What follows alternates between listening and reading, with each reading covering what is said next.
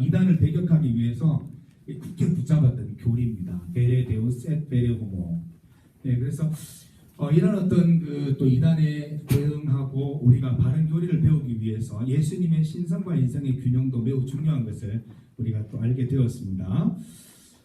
우리가 신조를 통해서 오늘 이 내용들을 좀 알아보려고 생각하는데, 신조, 신앙 고백을 줄여서 이 신조라고 얘기를 하거든요.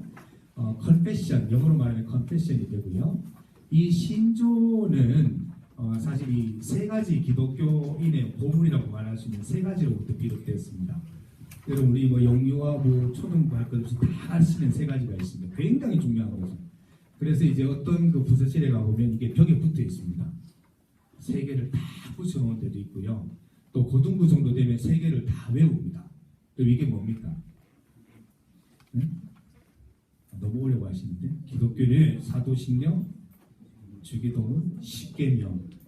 이게 어떤 기능을 하냐면요, 첫 번째 사도신경은 성경 창세기부터 요한계시록까지의 요약이라고 생각하시면 됩니다. 12가지 질문입니다. 사실은 나는 전능하신 하나님을 믿습니다 하면 전능하신 하나님 믿느냐라는 질문입니다. 12가지 질문으로 이루어진 그 성경의 요약이 사도신경입니다. 그래서 최초의 신조입니다. 사실은 사도신경이. 그래서 이 사도신경을 외우실 때마다 그냥 이렇게 내가 암기해서 외워서 고백하는 걸로 생각하시지 마시고 질문이라고 생각하고 이렇게 암송을 하시면 굉장히 이렇게 도전도 되고 때로는 내가 필요한 자극들도 또 가질 수 있는 그런 내용이 되겠습니다. 바꿔서 얘기해서 이 12가지의 질문에 대해서 명확히 예스라고 답변하지 못한다면 내 신앙을 점검해 봐야 된다는 겁니다. 12가지는 꼭 믿어야 크리스찬, 기독교인으로서의 어떤 자격 조건을 갖추게 된다고 하는 게 사도신경이고요. 사도신경을 이렇게 보면 좀 내용이 좀 실제적이지를 못한 부분이 있어요. 내가 하나님을 믿는데 어떻게 살아가는 거냐, 또 예수님의 부활을 믿는데 내가 어떻게 살아야 되느냐, 이런 부분에 대해서 얘기하는 게 Ten Commandments, 10계명입니다. 그렇기 때문에 이렇게 사세요라고 얘기하는 게 10가지 계명이 되겠고요. 그런데 우리 10가지 계명 어떻습니까? 잘 지켜지십니까? 우리 김희집 좀 열심히 듣고 계신데, 집사님 10가지 계명 100% 퍼펙트하게 지키십니까? 네, 저도 못 지킵니다. 괜찮습니다, 집사님. 네, 저도 못 지킵니다. 근데 이렇게 10계명을 주신 이유는 우리가 그 어떤 목표, 방향을 향해서 달려가라는 것이고, 인간이 할 수 없죠. 우리가 부활하기 전까지는 어려운 일인데, 그래서 뭘 주셨냐면 주기도, 기도를 주셨습니다. 내가 10계명에 따라 살기 힘들다는 걸 느낄 때마다 기도를 드리면서 하나님이 주신 능력으로 10계명을 완수해보라는 것이죠. 그래서 이 세 가지가 기독교인의 3대 보물입니다. 그래서 영유아부에서는 열심히 가르쳐 주셔야 됩니다. 초등 영역에서도 이 세 가지는 예배 시간에 꼭 들어갈 수 있도록 해주셔서 정말 계속 이렇게 외울 수 있도록 도와주셔야 되고, 고등부, 중고등부 정도 되면 이 의미를 좀 가르쳐 주셔서 왜 외워야 되는지, 왜 암기해야 되는지 좀 알려주실 필요가 있습니다. 네, 그래서 이 사도신경 10계명 주기도문을 기초로 해서 사도신조만으로도 충분하지만 그 내용면에 있어서 조금 교회에서 필요한 대로 추가되면서 만들어진 것이 이제 소위 말하는 신앙 고백문, 요리문답서 이런 것들입니다. 네, 많은 것들이 있지만 우리는 웨스트민스트 소요리 문답과 또 하이델베르그 요리문답 이 두 가지에서 좀 필요한 부분들을 살펴보도록 하겠습니다. 그래서 신조는 그 성경을 바탕으로, 사도 신조를 바탕으로 작성된 거기 때문에 다른 성경이 아니고요, 성경을 바탕으로 만들어진 우리의 신앙을 돕기 위해서 만들어진 내용이다 생각하시고, 우리 부서에서나 이런 곳에서도 필요하시면 얼마든지 사용할 수 있는, 우리 헌법서에도 소요리 문답은 포함되어 있습니다. 적극 활용해 주시면 교회 교육에 많은 도움이 될 수도 있습니다. 신조의 중요성을 얘기할 때 꼭 이 이야기를 하게 되는데, 우리 개혁교회, 우리 개신교의 시작은 마틴 루터입니다. 그 루터가 개혁을 하면서 그 당시에 중세 기독교에 많은 것을 버렸습니다. 그 당시에 너무 타락하고 너무 하나님 말씀에 어긋난 행동이 많았기 때문에 심지어는 그 악기들도 다 버리고, 오르간이라든지 피아노라는 악기까지도 다시 한번 제고하고요. 예배당을 꾸미는 문제, 성상에 대한 이 모든 것들 다시 제고하면서 모든 것들을 개혁했는데, 그때 유일하게 가지고 나온 게 있습니다. 거의 유일하다시피 가지고 나온 게 바로 이 신앙 고백입니다. 요리문답입니다. 우리 기독교에 대한 정체성을 가르치기 위해서 요리문답은 꼭 필요하다는 생각을 가지고 그 당시에 있던 요리문답을 갖고 와서 형태를 갖고 와서 우리 기독교식으로 다시 만들어서 교육을 했다라고 되어 있습니다.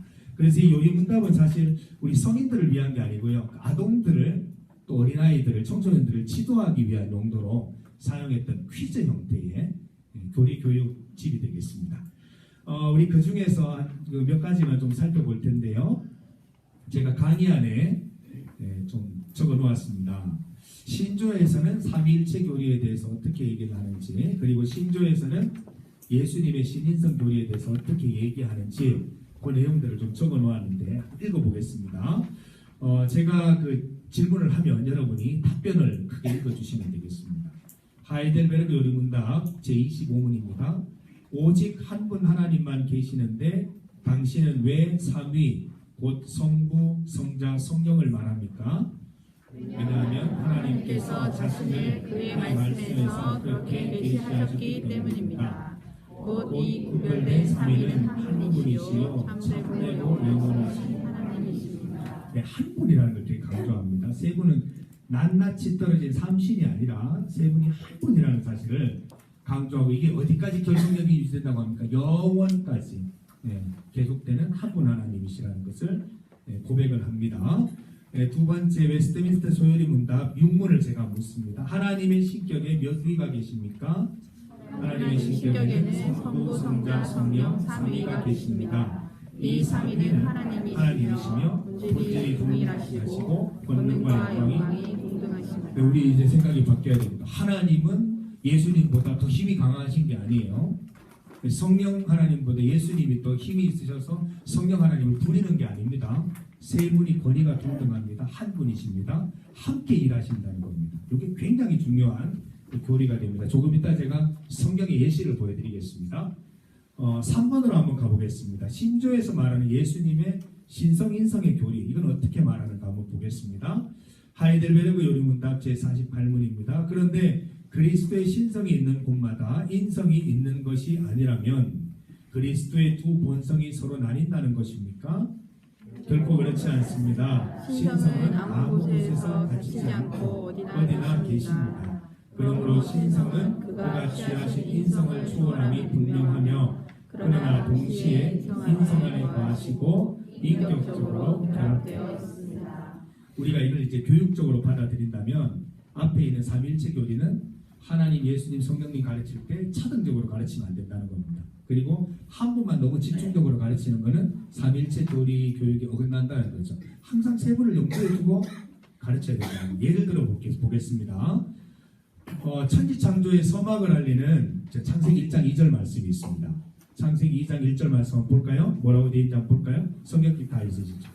창세기 1장 2절을 보면 땅이 혼돈하고 공허하며 흑암이 깊음 위에 있고 하나님의 영은 수면 위에 운행하시니라. 우리가 보통 천지창조를 얘기할 때는 하나님을 얘기해요. 하나님이 창조하셨어 라고 끝납니다. 여러분, 근데 삼위일체 하나님이면 같이 역사하시는데 그때 예수님과 성령님은 어디 계십니까? 그걸 찾아내야 됩니다. 여기 보면 영은 수면 위에 운행하시니라. 성령님이 수면 위에서 함께 하나님의 사이에 동참하고 계시는 장면입니다. 성자 하나님도 예수님도 이 장면을 보고 계실 겁니다. 그렇게 입체적으로 우리가 설명을 해줘야 된다는 겁니다. 천지창조에 대한 설명을 할 때도 하나님이 창조하셨어가 아니라 성부 하나님이 창조하시는 동안 성령 하나님이 수면에 운행하시고 성자 예수님은 그걸 바라보고 계셨어. 이렇게 이제 설명을 해주는 장면이 필요합니다. 그 외에도 대표적인 예가 예수님의 수세 장면입니다. 예수님께서 세례 받으시는 마태복음 3장 16절 17절 한번 보겠습니다. 마태복음 3장 16절 17절을 보면요, 예수께서 세례를 받으시고 곧 물에서 올라오실 새 하늘이 열리고 하나님의 성령이 비둘기같이 내려 자기 위에 임하심을 보더니 하늘로부터 소리가 있어 말씀하시되 이는 내 사랑하는 아들이요 내 기뻐하는 자라 하시니라. 이 삼위일체, 삼위 하나님 다 나타나고 계시죠. 예수님께서 세례를 받으실 때에 성령님은 비둘기같이 내려 예수님 위에 임하셨고 성부 하나님은 이렇게 말씀하셨어요. 이는 내 사랑하는 아들이요 내 기뻐하는 자라. 이렇게 선명하게 나타난 것도 있지만 그렇지 못한 부분도 있습니다. 그런 경우에는 이 선생님들의 상상력이 필요합니다. 그래서 상상력을 동원해서 아이들에게 학생들에게 풍성하게 입체적으로 가르쳐 주시는 게 굉장히 중요하겠습니다. 이 바울의 축도문이죠. 고린도후서 13장 13절 말씀에도 보면 세 분 하나님을 동시에 언급하고 있습니다. 오늘 우리 담임 목사님께서 축도하실 때 늘 쓰시던 본문이죠. 쓰시는 본문 고린도후서 13장 13절을 보면은요, 주 예수 그리스도의 은혜와 하나님의 사랑과 성령의 교통하심이 너희 무리와 함께 있을지어다. 축복할 때에도 심지어는 이 삼위 하나님을 언급하고 있습니다. 여러분들에게 조금 부탁드리고 싶은 것은 공적인 그 기도를 드리실 때, 예를 들어서 부서 대표에서 기도를 드리실 때 가능하면 성자 하나님, 예수님, 성령님에 대한 고백이 먼저 있고 그 다음에 예배를 위해서, 생활을 위해서, 또 우리 학생들을 위해서 기도해 주셔야 됩니다. 세 분에 대한 고백이 공예배에서는, 공기도에서는 반드시 있어야 됩니다. 여러분들 꼭 기억하시고 이 삼위일체 하나님을 고백하는 것이 우리 공예배에서 좀 적극적으로 나타날 수 있도록 해주시면 참 좋을 것 같아요. 예수님의 신성 또는 인성 부분에 있어서 성경의 예시를 한번 찾아봅니다. 찾지는 마시고 한번 예를 들어 볼게요. 예수님께서 십자가에 못 박혀 돌아가셨는데 누가 돌아가셨어요? 예수님의 인성이 돌아가셨어요? 신성이 돌아가셨어요? 예? 예수님의 그 인성이 고난 받으시고 인성이 돌아가신 거죠. 그때 예수님의 인성이 아닌 예수님의 신성은 그때 뭘 하셨을까요?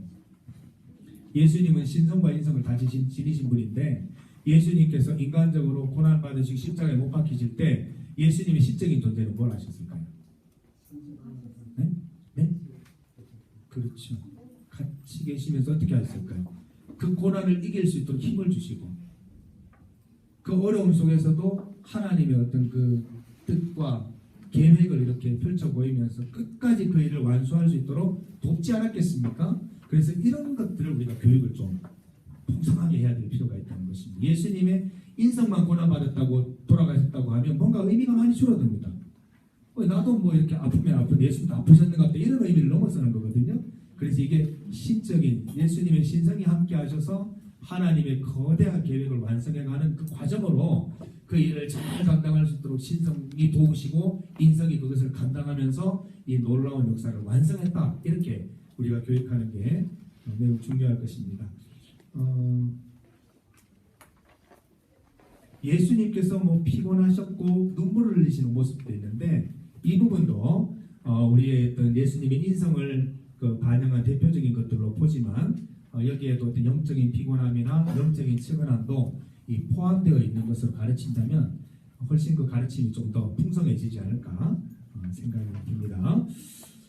자, 그래서 이제 오늘 그 결론 부분이기도 하고요. 그러면 이런 어떤 그 굉장히 필요성이나 또 우리 역사적으로 중요하게 여겨왔던 이 두 가지 교리를 그러면 실제적으로 어떻게 가르치겠습니까? 이 부분을 이제 제가 좀 제안을 드립니다. 여기 커뮤니카티오 이디오마툼이라는 단어가 하나 나오는데 요거는요. 요것도 이제 라틴어 한번 적어보죠. 우리 되게 멋있어 보이잖아요. 이거 적으면요. 그죠?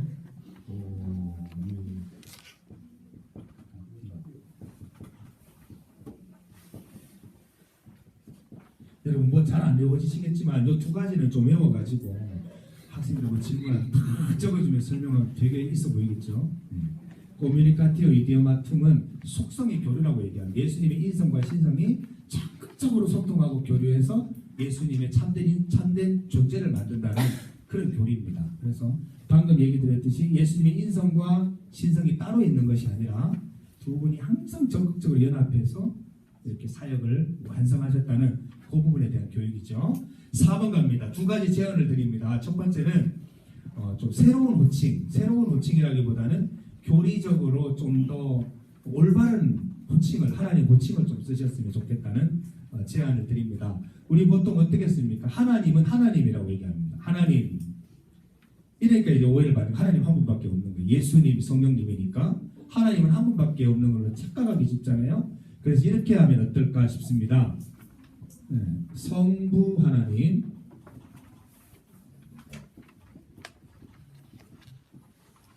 성자에 예수님의 의미가 들어가 있기 때문에 성자 하나님, 성령 하나님. 이렇게 되면 이제 유익이 뭐냐 하면 저기 보면 성부, 성자, 성령이니까 아들, 또 영 이런 의미는 들어가 있으면서 이 세 분이 하나님이라는 그런 어떤 그 교육을 할 수가 있고요.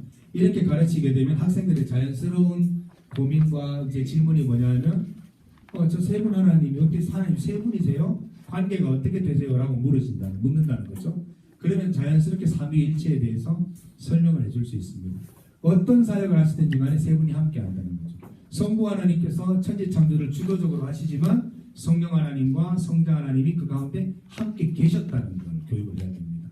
예수님께서 십자가에서 돌아가실 때에도 성부 하나님과 성령 하나님이 휴가를 가셨냐? 그게 아니라 성부 하나님 보시면서 눈물을 흘리시고 성령 하나님은 더 이렇게 잘 감당할 수 있도록 도우시지 않았겠느냐? 이렇게 이제 교육을 한다면 항상 세 분이 함께 역사하시고 함께 이제 구속사역의 구원사에 살아계신다는 우리가 이렇게 충분히 설명하고 학생들에게 입체적으로 설명해 줄 수 있습니다. 이렇게 설명하면 누군가 이제 이단이 와서 하나님만 얘기를 하는 그럼 물을 수 있죠. 성부 하나님이냐 성자 하나님, 삼일체 하나님 누굴 얘기하냐. 그랬을 때 삼일체 하나님의 얘기가 없으면 이단인 거죠. 그래서 분명하게 어떤 우리가 그런 이단에 대한 대응도 이루어질 수 있는 좋은 어떤 시도가 아닌가라는 생각이 들어서 여러분 입에 안 익숙하시겠지만 이런 어떤 그 용어들을 좀 사용하면 자연스럽게 그 삼위일체에 대한 교육이 이루어질 수 있으리라 봅니다. 두 번째 내용입니다. 예수님의 신인성. 우리 선생님들의 경험이나 또 선생님들의 어떤 그 말씀 묵상에 따라서 어떤 분은 신성을 강조하는 분이 있고 어떤 분은 인성을 강조하는 경우가 있습니다. 더 이제 힘든 경우는 본문에 따라서 예수님의 인성만 얘기하거나 예수님의 신성만 얘기하는 거예요. 예를 들어 성탄절 때는 예수님의 인성만 계속 얘기하는 거예요. 사실 신성이 같이 얘기돼야 됩니다. 그리고 부활절 때는 예수님의 신성만 막 얘기되기가 쉽습니다. 그러나 예수님의 인성도 함께 얘기가 돼요. 그때 뭘 하셨느냐, 어디 계셨느냐, 우리 함께 의논해 볼 얘기해 볼 필요가 있겠죠. 그래서 균형 잡힌 가르침이 중요하다고 생각하고 예수님의 신성 또는 인성만 강조하는 데에서 신인성의 균형으로 우리가 좀 나아가서 가르칠 수 있었으면 좋겠다는 그런 제언입니다. 오늘 그 교리 부분에 대해서 이게 사실은 좀 딱딱하고 좀 쉽지 않은 부분인데 잘 들어주셔서 감사를 드리고 우리가 바쁘지만 좀 바쁘게 진행했지만 성경도 좀 찾아보고 했으니까 추가적인 질문이 있으시면 또 앞으로 질문해 주시면 제가 답변 드리고 그렇게 하도록 하겠습니다. 혹시 질문 있으십니까? 3부 예배 가셔야 되죠. 45분인데요. 그러면 제가 마치고요. 마무리하고요. 이 시간 전도사님 나오셔서 다음 그 강의의 계획이나 이런